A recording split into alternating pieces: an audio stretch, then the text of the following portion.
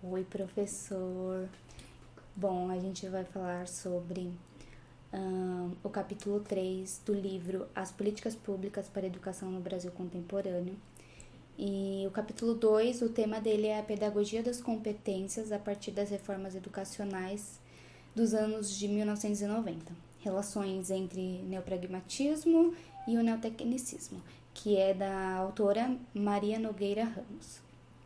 Bom, para início de conversa, ela começa falando sobre as competências e no entendimento do que é competência. Então, competência é um conjunto de habilidades que juntando isso, se dá, né, a própria competência. E através disso ela fala sobre a nova pedagogia. E essa nova pedagogia, no quesito do decorrer do que ela fala, é sobre uma nova pedagogia como uma solução de um problema que já é antigo. Então, as pessoas costumam utilizar esse termo de que precisa de uma nova pedagogia para que seja solucionado o problema educacional. O que, na verdade, não é bem isso que acontece, né? Porque você já tem um problema antigo e esse problema não tá dando resultado e as pessoas tentam implantar uma nova que também não é um suporte para dar resultado pro mau efeito dessa antiga, então automaticamente não teria solução.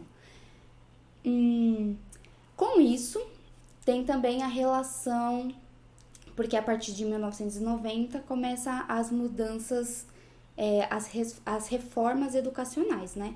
Então, o que acontece é exatamente isso. Começa as reformas educacionais e aí começam a surgir os novos ensinos. E um desses sistemas é o sistema tecnicista, que é conduzir os alunos, né,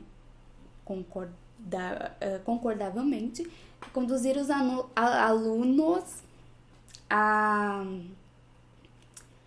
se tornarem, né, massa de produção. Porque se você conduz um ensino que você somente despeja conteúdo, relacionando sim com o ensino tradicional, que era os antigos pela escola, que era somente o professor transferir conhecimento, então o ensino tecnicista, ele tem um pouco disso também. E só que empregam conteúdos sistêmicos. E é aí que surge o Senai, né? Porque o Senai foi um grande...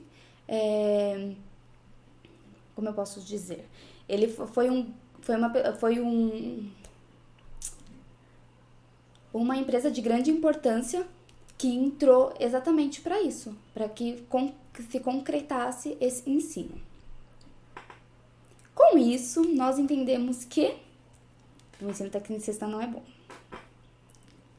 E através disso começam as adaptações. Por quê?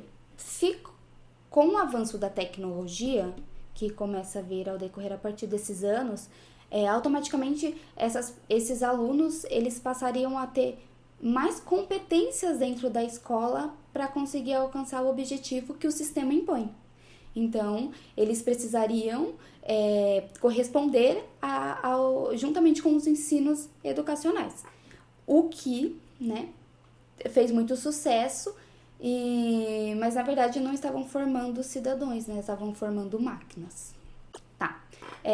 Com relação ao ensino ainda tecnicista, tem a ver também as questões de que, para início, não precisariam somente do ensino escolar e dessas questões de diploma, o trabalhador flexível ou o currículo flexível.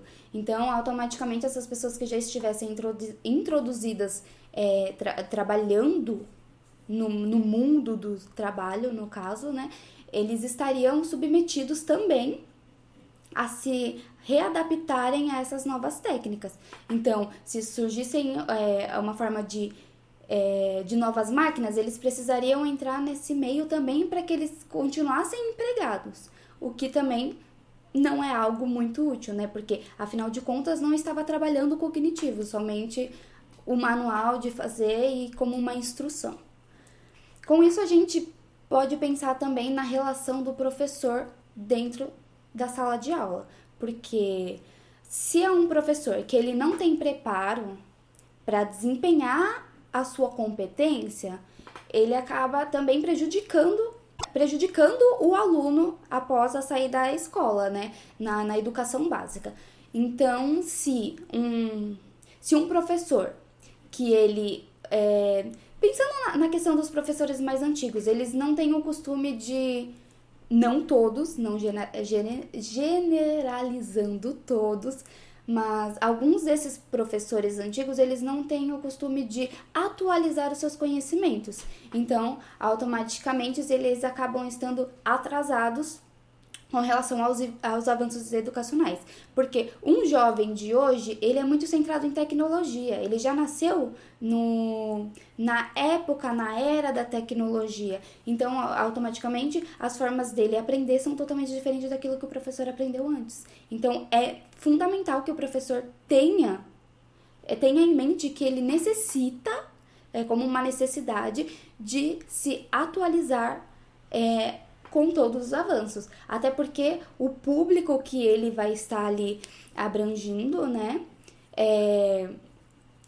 necessita desses recursos e ele precisa estar preparado na prática e no conhecimento também. Bom, com relação a isso, nós entendemos que o ensino tecnicista, ele teve grandes avanços, mas no meio capitalista, né, em formar pessoas para massa de produção e também com relação ao ensino.